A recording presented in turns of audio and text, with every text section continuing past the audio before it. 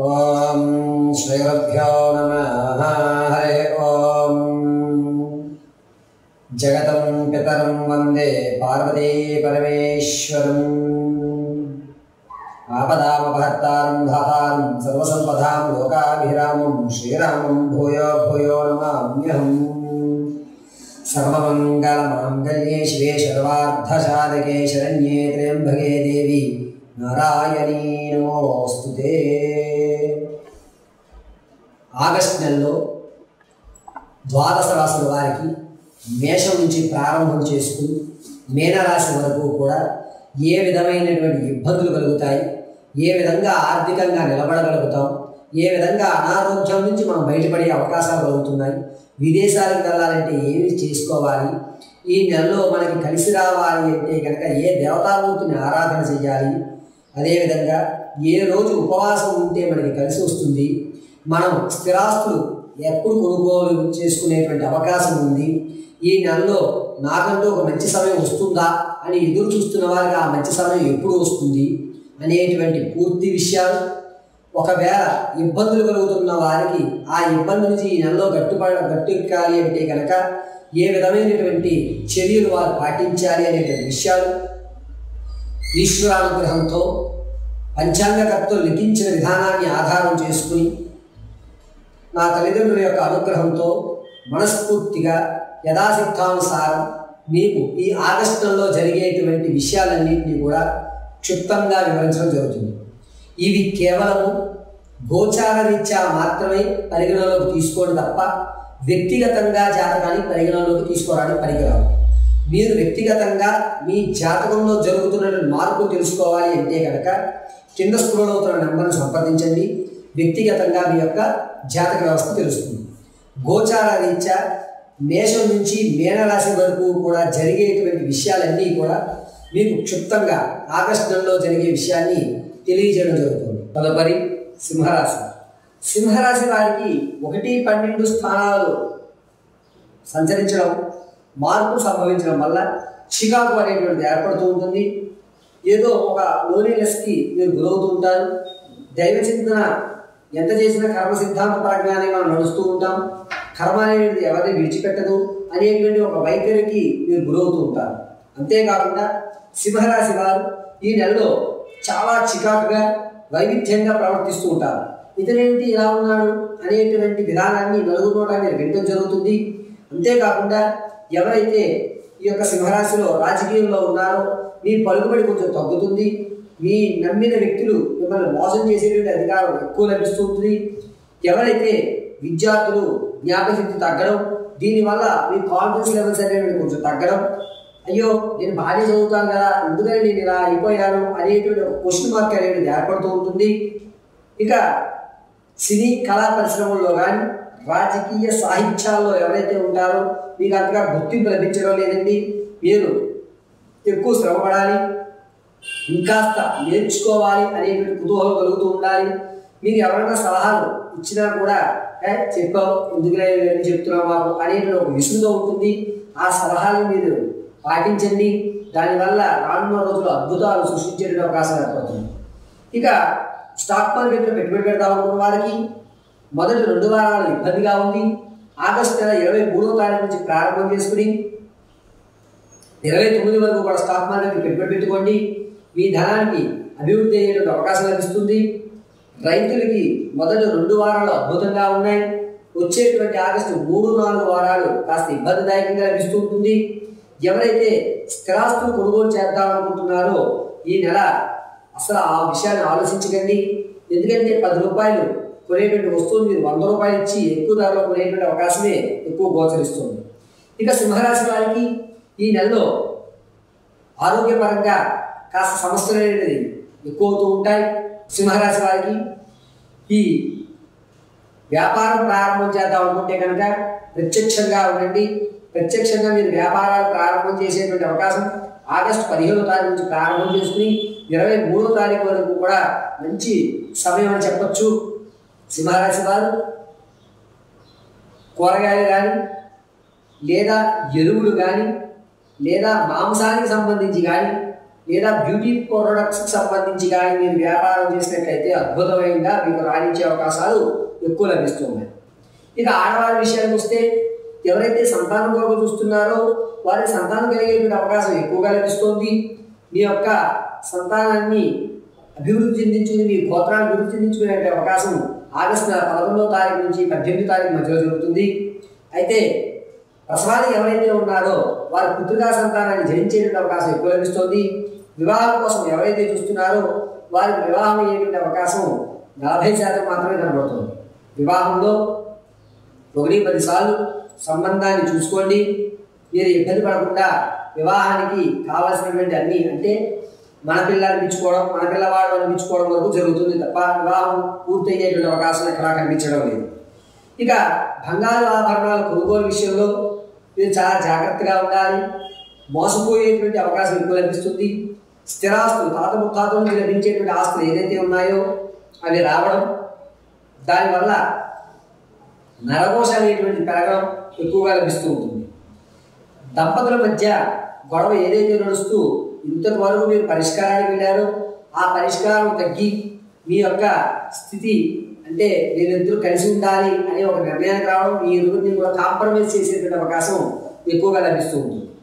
సింహరాశిలో వారికి ఉన్నతమైనటువంటి ఆలోచనలు కలగడం, దానికి తగ్గట్టుగా సంబంధించినటువంటి వ్యక్తులు మీకు పరిచయం అవడం, దీనివల్ల మీరు ఒక మెట్టి ఎక్కడం అనేది జరుగుతుంది.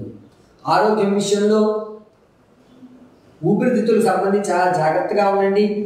లంగ్స్లో నీరు వెళ్ళడం కానీ లేకపోతే పూదం అనేది ఎక్కువ అవడం జరుగుతుంది. ఈ ఆరోగ్యం విషయంలో మీరు ఎంత జాగ్రత్త వహిస్తే అంత లాభదాయకంగా ఉంటుంది. ఏ కోసాన్నా కూడా మీరు ఆరోగ్య విషయంలో అశ్రద్ధ వహించారు అంటే కనుక భారీ మూల్యం ఎదురదల రోజుల్లో చెల్లించుకోవాలనే అవకాశం ఏర్పడుతుంది. సింహరాశి వారు ఏదైనా కొత్త ఆలోచనతో ఎవరికైనా మీరు కనుక ఆలోచనలు తెలియజేస్తే చెప్పేవాళ్ళే తర్వాత చూద్దాం అని మిమ్మల్ని నిరుత్సాహపరుస్తారు.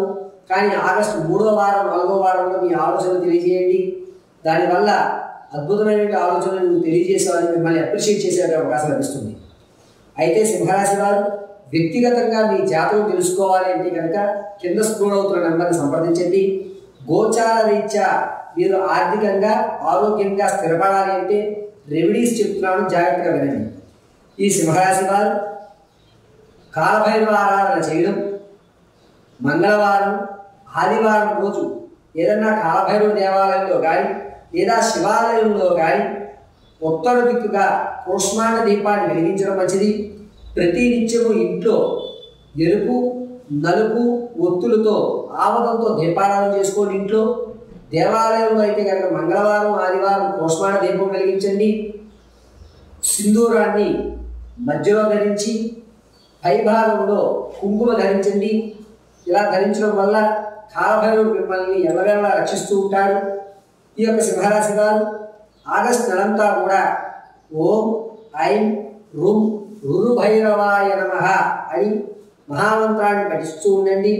దీనివల్ల పరమశివుడు ఎల్లవేళలా మిమ్మల్ని రక్షిస్తూ ఆర్థికంగా ఆరోగ్యంగా మీరు ఇబ్బందులు పడకుండా పరమశివుడు కటాక్షం కలుగుతుంది. 21వ తారీఖు గురువారం రోజు మాస శివరాత్రి. ఎప్పటి నుంచో అనారోగ్య పాలవుతూ ఇంట్లో ఆరోగ్య సమస్యలు ఎక్కువగా ఉన్నా చికాకులుగా అనిపిస్తున్నా రుద్రాభిషేకం చేసుకోవడానికి గురువారం మాస శివరాత్రి మహోన్నతమైనటువంటి సమయంగా చెప్పచ్చు. ఇక 27వ తారీఖున అగ్రతాంబూలాధిపతి గణపతి నవరాత్రులు ప్రారంభం. చవితి 27వ తారీఖున ఉదయం 1:58 వరకే ఉంటుంది. గణపతి పూజ కానీ మండపాల మీద పూజ కానీ చేసేటువంటి వారు ఉదయమే గణపతి పూజ పూర్తి చేయాలి. సాయంత్రం చవితి లేదు. ఈ విషయాన్ని గుర్తుపెట్టుకోండి. గణపతి నవరాత్రులు మధ్యాహ్నం 2 గంటల వరకే. అది కూడా ఉదయం 11:30 అఖండ దీపం మండపాల దగ్గర వెలిగించుకోవాలి.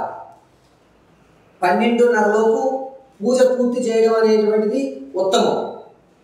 ఇక 29వ తారీఖు శుక్రవారం, ఆ రోజు సూర్య షష్ఠి అనేటువంటిది ఏర్పడుతుంది. షష్ఠి తిథి.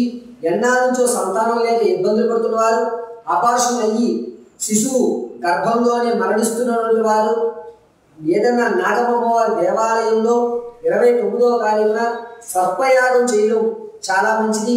ఇలా చేయడం వల్ల సర్పదోష నివృత్తి జరుగుతుంది. మంగళం మహత్వం.